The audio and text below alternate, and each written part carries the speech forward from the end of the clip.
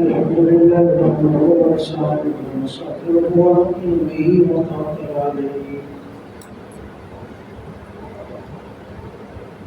ونعوذ بالله من شرور انفسنا من يهده الله فلا مضل له ومن يضلله فلا هادي له واشهد ان لا اله الا الله وحده لا شريك له وأشهد أن سيدنا وسندنا ومولانا محمدا عبده ورسوله أما بعد أعوذ بالله من الشيطان الرجيم بسم الله الرحمن الرحيم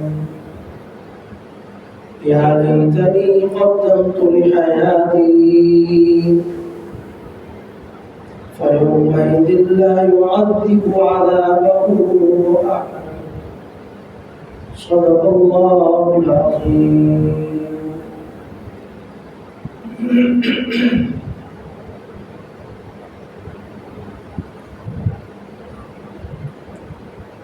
قرآن پاک میں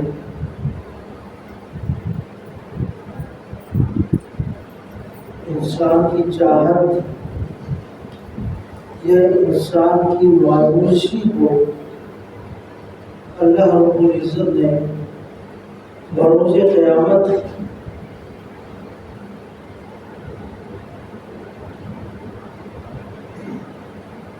کیا ایک منظر ذکر کرتے ہوئے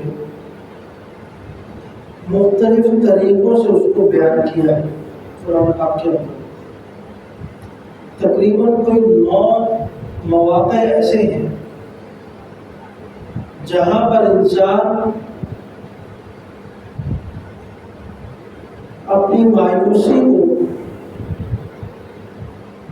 یا اپنی کاش اپنی امید کو ذکر کرتا ہے. جیسے بعض اوقات ہم دنیا میں دیکھتے ہیں بعض مرتبہ ہمیں کوئی کام کرنے سے منع بھی کیا جا رہا ہوتا ہے. جیسے کوئی ہمارے بزرگ ہیں یا ہمارے والد صاحب ہیں یا ہمارے کوئی سرپرست ہیں وہ ہمیں منع کرتے ہیں یہ کام تم نہ کرو کیونکہ ان کے پاس ایک تجربہ ہوتا ہے ایک وقت گزار چکے ہوتے ہیں ہر چیز کی اونچ نیچ کو دیکھ چکے ہوتے ہیں تو ان کو نظر آ رہا ہوتا ہے کہ میرا بیٹا یا میرا قریبی اگر کوئی معاملہ کر رہا ہے تو اس کے اندر نقصان اٹھا سکتا ہے. اس کو ایک آدھ مرتبہ منع کرتے ہیں کہ یہ کام نہ کرو زبردستی تو کوئی نہیں کر سکتا پھر وہ یہ کام کر لیتا ہے. اگر اس میں کامیابی ہو جاتی ہے تو اتراتا پھرتا ہے دیکھو مجھے منع کیا جا رہا تھا لیکن میں کامیاب ہو گیا. لیکن اگر ناکامی ہو جائے اس کام میں نقصان ہو جائے پھر اس شخص کو اپنے بڑوں کی بات یاد آتی ہے کہ کاش میں ان کی بات مان لیتا کاش ان کے مشورے پر میں عمل کر لیتا تاکہ آج اس بڑے نقصان سے بچ جاتا. یا لیتنی قدمت لحیاتی یا لیتنی کنت ترابا اس طرح کے بہت سے الفاظ ہیں جس کو یا لیتنی کاش میں یہ کر لیتا میرے ساتھ یہ ہو جاتا میں دنیا میں ایک لمحہ بھی اللہ رب العزت کی ناراضگی کے بغیر نہ گزارتا. یہاں تک کہ ایک اور حدیث میں آتا ہے کہ یہی شخص جب یہ الفاظ کہہ رہا ہوگا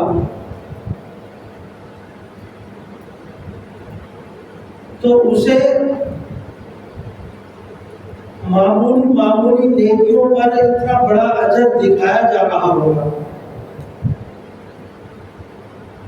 کہ تم یہ کام کر لو اتنا اجر ہے یہ کام کر لو اتنا اجر ہے.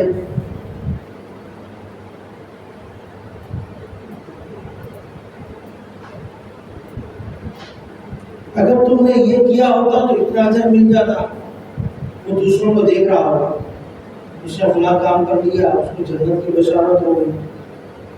ایک میرا دوست تھا، اس نے نیکی اور صدقہ وغیرہ کیا کرتا تھا، اس کو ثواب مل گیا. تو یہ اب حسرت کرنے لگے گا، مایوسی میں آ جائے گا کہ کاش میں یہ کر دیتا. اور اس مایوسی میں اپنے ہاتھوں کو کاٹنے لگے گا. جس طرح آدمی مایوسی میں آ جائے، پریشانی میں آ جائے تو منہ کے اندر انگلی دبا لیتا ہے. تو اس طرح اس انگلی کو دباتے دباتے پورا انگلی تک اپنا ہاتھ کھا جائے گا اور اسے پتہ ہی نہیں چلے.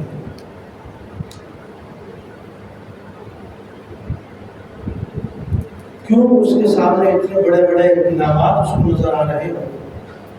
کاش میں یہ بھی کر لیتا کہ اللہ مجھے ایک مرتبہ دنیا میں بھیج دے، میں سارے کے سارے نیک اعمال کروں. اس طرح وہ درخواست کرنے لگے گا. لیکن اللہ رب العزت فرمائیں گے اب عمل کا وقت نہیں ہے، اب جزا کا وقت ہے. عمل کا وقت یہ دنیا میں تھا جب تجھے ہم نے ایک عمر دی، 40 سال 50 سال 60 سال جو تیری عمر تھی، یہ عمل کا وقت تھا. اس میں جو پرچہ حق کر لے گا اس کے مطابق پھر فیصلہ ہو جائے گا. تو ہم لوگ اس وقت دارالامتحان میں ہیں، ایسی جگہ پر ہیں جہاں پر امتحان دیا جا رہا ہے. ایک ایسے حال کے اندر ہے جہاں امتحان دیا جا رہا ہے. ہمیں روکا جا رہا ہے کہ نقل نہ کرنا. ہمیں سلیبس آؤٹ کر کے دکھا دیا گیا ہے، پرچہ آؤٹ کر کے پہلے سے دکھا دیا گیا ہے. یہ سوال آ رہا ہے، اس کا جواب یہ ہے. یہ سوال ہے تو اس کا جواب یہ ہے. یہ ہماری نادانی ہے کہ ہم اس کا جواب جانتے ہوئے بھی اس کا جواب لکھ نہیں پاتے.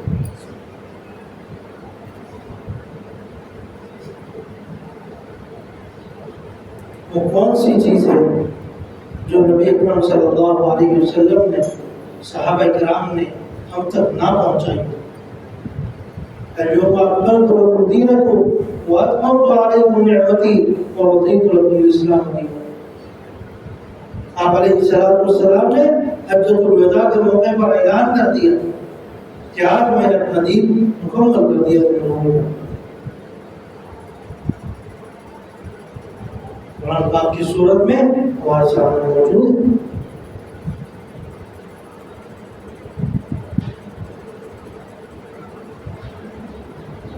آپ دیکھتے ہیں یہاں پر اکثر طلبا امتحان سے ایک دن پہلے کوشش کر رہے ہوتے ہیں سوشل میڈیا تلاش کرنے، کسی خاص لوگوں سے رابطہ کرنے جہاں سے پتہ چل جائے کہ صبح پرچے میں کون سا پرچہ آنے والا ہے، کیا سوالات آنے والے ہیں. اور اگر اس کو کہیں سے یہ دستیابی حاصل ہو جائے تو پوری رات نہیں سوتا، اسی کو حل کر رہا ہوتا ہے، کوشش کر رہا ہوتا ہے کہ کسی طریقے سے کوئی سوال مجھ سے رہ نہ جائے، کہ پرچہ آؤٹ ہو کر میرے سامنے آ گیا اور اس کے بعد بھی میں حل نہ کر سکوں تو میرے سے بڑا بیوقوف کوئی نہیں. بیوقوف علاج جاگتا ہوتا ہے. پر اسی اسکول اور کالج میں ایک دوسرا بچہ بھی ہے، وہ امتحان کی رات کا انتظار نہیں کرتا بلکہ شروع سال سے محنت کر رہا ہے، ٹیوشن جا رہا ہے، مختلف سینٹروں میں جا رہا ہے جہاں علم زیادہ سے زیادہ سیکھنے کی کوشش کر رہا ہے.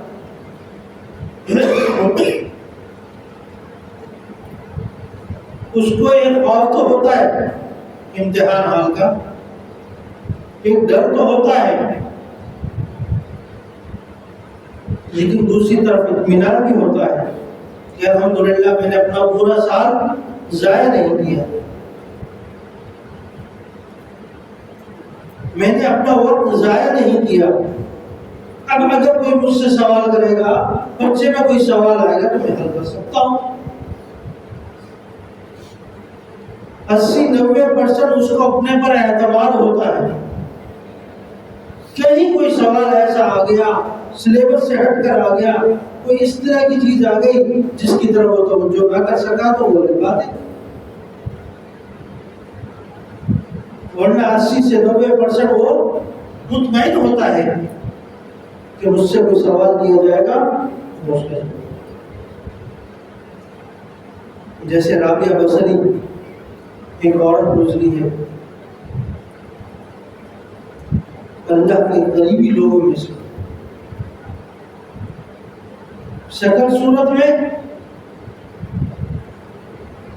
انتہائی کالے رنگ میں، جیسے ہمارے حبشی بھائی ہوتے ہیں اس طرح لوگ ہوتے ہیں، شکل کی خوبصورتی نہیں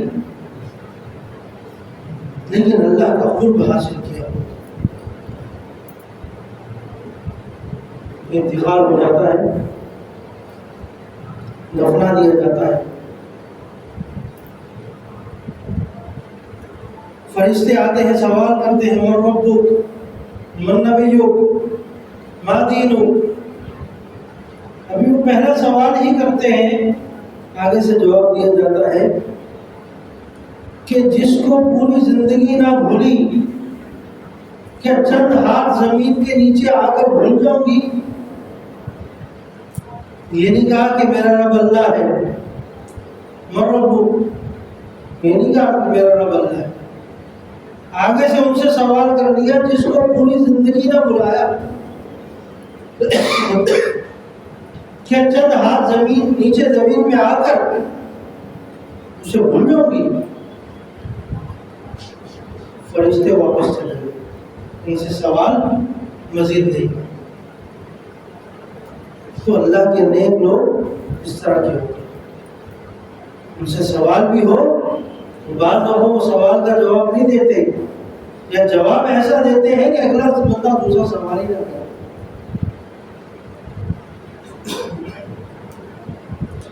کیوں؟ ان کو پتا تھا کہ جو سوالات یہ پوچھے گا وہ تو پہلے سے مجھے آتے ہیں، اور میرا رب مجھے جانتا ہے، میں نے اپنی زندگی میں اسے کبھی نہیں بھولا، تو مجھے وہ چند ہاتھ زمین کے نیچے لا کر کیسے بھول جائے گا؟ تو فرشتے اسی وقت واپس۔ یہ ہے ہمارے اللہ والی ایک عورت کا واقعہ۔ اس طرح کے 20 واقعات ہیں ہمارے سامنے۔ تو میں عرض کر رہا تھا کہ قرآن پاک میں تقریباً کوئی 9-10 مواقع پر یہ الفاظ استعمال ہوئے ہیں، کاش میں یہ کر لیتا، کاش میں نے اپنے لیے کچھ آخرت کے لیے سامان تیار کر لیا ہوتا، کاش میں نے کوئی نیک اعمال کر لیے ہوتے۔ ایک اور جگہ آتا ہے یا لیتنی کنت ترابا، یہی شخص جب پرندوں کو دیکھے گا، ایک پرندہ یا یہ جانوروں کو دیکھے گا، ایک بغیر سینگ والی بکری اور سینگ والی بکری نے بغیر سینگ والی کو مارا ہوگا، اللہ رب العزت انہیں زندہ کریں گے اور بغیر سینگ والی کو مارے گی، مطلب اپنا بدلہ لے گی، اور اس کے بعد دوبارہ ان کو مٹی بنا دیا جائے گا۔ تو جب یہ منظر یہ شخص دیکھے گا تو کہے گا یا لیتنی کنت ترابا، کاش میں بھی ان کی طرح مٹی ہو جاتا، جس طرح یہ لوگ مٹی ہو گئے میں بھی ان کی طرح مٹی ہو جاتا۔ جب وہ اپنے سامنے ایک دہتی ہوئی آگ دیکھ رہا ہوگا، جہنم دیکھ رہا ہوگا، اس وقت یہ الفاظ کہہ رہا ہوگا، اس کو یہ لمحے نظر آ رہے ہوں کہ فلاں جانور اٹھا اور آپس میں لڑے اور اس کے بعد دونوں کو مٹی کر دی، کسی نے کسی کے ساتھ زیادتی کی، اپنا بدلہ لیا اور ختم۔ لیکن انسانوں کے ساتھ ایسا نہیں، ان جانوروں کو اللہ نے سلیبس نہیں بتایا، ان جانوروں کے لیے اللہ نے جنت نہیں رکھی، ان جانوروں کو اللہ رب العزت نے اپنی عبادت کے لیے پیدا نہیں کیا، یہ مجھے اور آپ کو اللہ رب العزت نے اپنی عبادت کے لیے۔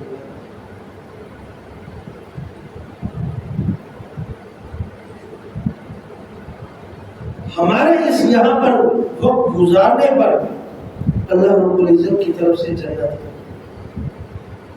کہ یہ چند سال اچھے طریقے سے گزار لو، میں جس طرح کہہ رہا ہوں اس طرح مان کر چل لینا، ہمیشہ والی زندگی جہاں تم نے ہمیشہ ہمیشہ کے لیے رہنا ہے، وہ کامیاب ہو۔ افسوس یہ ہے کہ ہم اپنی اسی زندگی کو سب کچھ سمجھ بیٹھے ہیں، ہمارے یہ خیال میں آتا ہی نہیں کہ مرنے کے بعد بھی ایک زندگی ہے۔ اور اللہ رب العزت کا قرآن، اللہ نبی اکرم صلی اللہ علیہ وسلم کی تعلیمات ہمیں ہر وقت یہ بتاتی ہے۔ آپ علیہ السلام فرماتے تھے کہ میرے اور آخرت کے درمیان اتنا فرق ہے بس۔ کیوں؟ انہوں نے آخرت کو، انہوں نے آخری جو موقع ہے اس کو اپنے دلوں میں اتارا ہوا تھا، ان کو پتا تھا۔ ہم اپنے چھوٹے سے چھوٹے بچے کو بھی دفن کر کے آ جاتے ہیں، لیکن وہ خود مرنے کے لیے تیار، خود اس دنیا سے جانے کے لیے تیار۔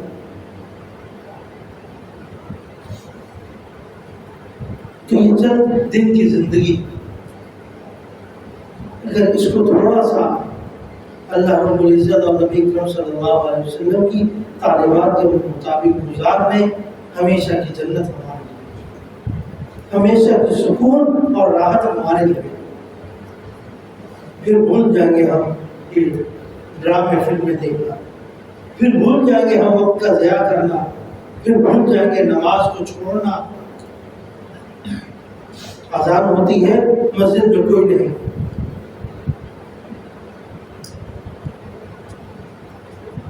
امام صاحب، مؤذن صاحب انتظار کر رہے ہیں کہ 2-4 لوگ آ جائیں، ایک جماعت بن جائے تاکہ ہم جماعت کروا سکیں۔ اور آج اگر یہاں پر کوئی میلہ لگا دیا جائے تو وہاں پاؤں رکھنے کی جگہ نہیں ہوگی۔ اللہ رب العزت صبح سے شام تک مؤذن منادی دیتا ہے، حی علی الفلاح، حی علی الفلاح، آؤ کامیابی کی طرف، آؤ کامیابی کی طرف۔ ہم 5 وقت سن کر انسنی کر دیتے ہیں۔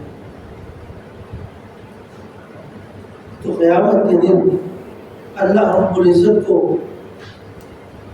ہم کیسے یاد آئیں گے؟